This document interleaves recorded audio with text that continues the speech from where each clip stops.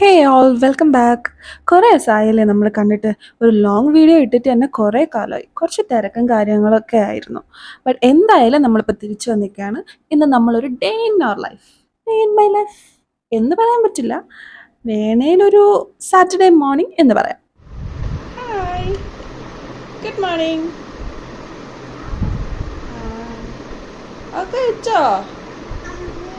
എന്തോ ആ അമ്മയാണോ? Good morning. നമ്മൾ എന്തെങ്കിലും ഇമ്പോർട്ടൻ്റ് ഡിസിഷൻ ലൈഫിൽ എടുക്കുമ്പോഴോ അല്ലെങ്കിൽ വിഷമിച്ച് നിൽക്കുമ്പോഴോ സ്റ്റക്ക് ആവുമ്പോഴോ ഒക്കെ ഒന്ന് സമാധാനമായിട്ട് കുറച്ച് നേരം ഇരിക്കാൻ തോന്നില്ലേ? എനിക്കങ്ങനെ തോന്നുമ്പോഴൊക്കെ മനസ്സിൽ വരുന്ന ഒരു സ്ഥലം അമ്പലമാണ് കേട്ടോ. അത്രയും സമാധാനം കിട്ടുന്ന സ്ഥലം വേറെ ഇല്ല എന്ന് തോന്നും. ഇത് കേൾക്കുമ്പോൾ നിങ്ങൾക്ക് തോന്നും ഞാൻ ഭയങ്കര ഭക്തയാണെന്ന് തോന്നും. പക്ഷെ അങ്ങനെയല്ല. ഞാൻ അങ്ങനെ അമിതമായിട്ട് ഒന്നിലും അങ്ങനെ വിശ്വസിക്കുന്ന ആളല്ല. പക്ഷെ ലൈഫിൽ എന്തെങ്കിലും പ്രശ്നമോ നമ്മൾ കംപ്ലീറ്റ്ലി സ്റ്റക്കായി ഇനി അങ്ങോട്ട് എന്ത് വേണം എന്ന് തോന്നുമ്പോഴൊക്കെ എനിക്ക് ഒന്ന് അമ്പലത്തിൽ പോയാലോ പ്രാർത്ഥിച്ചാലോ ഒക്കെ ഒരു സമാധാനം കിട്ടുന്ന പോലെ തോന്നും. അങ്ങനെ അമ്പലത്തിൽ പോകാനുള്ള ഒരു ഒരുക്കാണ് കേട്ടോ ഇത്.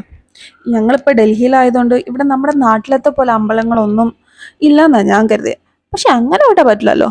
തേടി കണ്ടുപിടിച്ച് ഞാൻ അങ്ങനെ ഒരു അമ്പലം, ഒരു അയ്യപ്പൻ്റെ ക്ഷേത്രം. അവിടെ ഞങ്ങളിന്ന് പോകുന്നത്.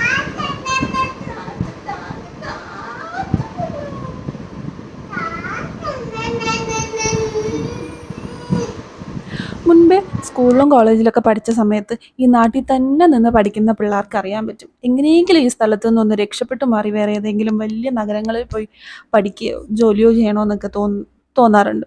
അങ്ങനെ തോന്നിയ ഒരാളാണ് ഞാൻ.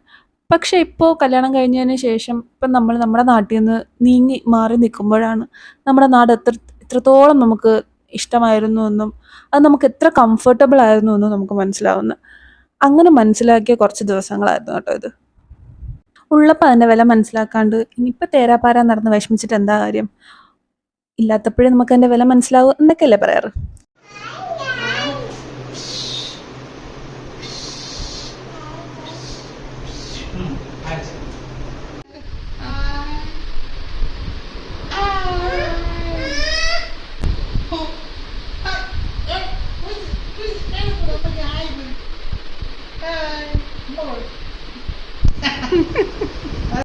ടാറ്റ പോണോ ചിഞ്ചിരി?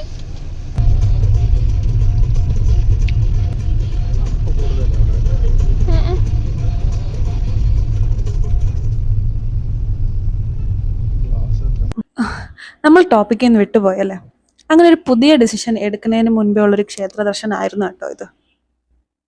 ഞങ്ങൾ അമ്പലത്തിൽ പോയിട്ട് കുറേ നാളായി. പിന്നെ ചിങ്ങ ഒന്നൊക്കെ അല്ലേ, എല്ലാം ഒത്തു വന്നപ്പോൾ പോയി മൂപ്പരെന്ന് കണ്ടില്ലേ ആൾക്ക് വിഷമാവില്ലേ.